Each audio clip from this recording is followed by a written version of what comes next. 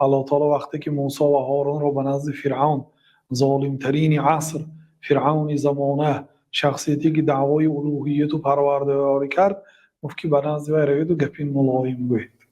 اسلوب دعوت با معامله نیک میشه، با لعن و نفرین و با تحقیر و با حقارت و با کافر گفتن و با لعنت کردن نه، با گپی نیک.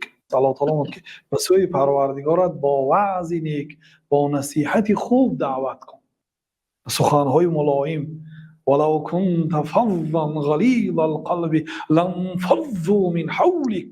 اگر تو یک آدمی درشت معامله و سخت گپ و بد معامله باشی، سخت گپ باشی، لانفضوا من حولك، مردم از گرد و اطرافت میگریختند. خطاب به پیغمبر صلی الله علیه و سلم. فبما رحمت من الله لنت لهم. این مهربانی الله تعالی بود که تو به مردم ملایمی کردی. این معامله خوب کرده.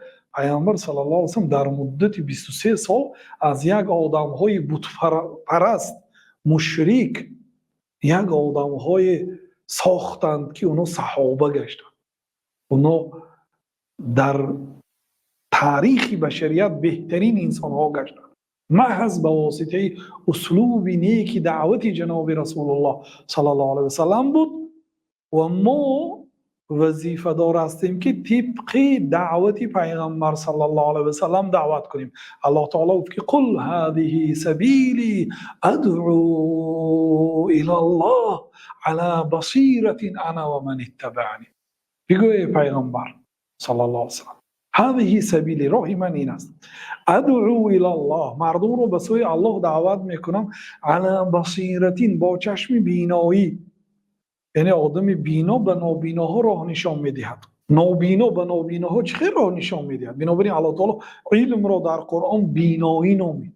علی بصیرة، با چشم بینایی مردم را به سوی الله تعالی دعوت میکنم. انا و من اتبعنی، من و آنهایی که پیروی از من کردم.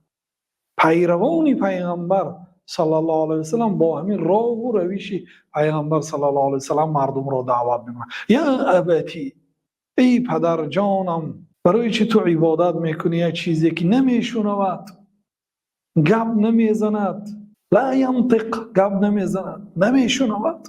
حضرت ابراهیم پدرشون نصیحت، پدرشون بود پرست، برای چی از مخلوقی را عبادت میکنی که خودت ساختی؟ خودشان با بت هم میتراشتن، بت ساخته میفروتن. خودت ساختی، خودت نام گذاشتی، با از همین چیزی که پردمت است از همین یاری میپرسی. با اسلوب نیک دعوت میشه. بله برادر.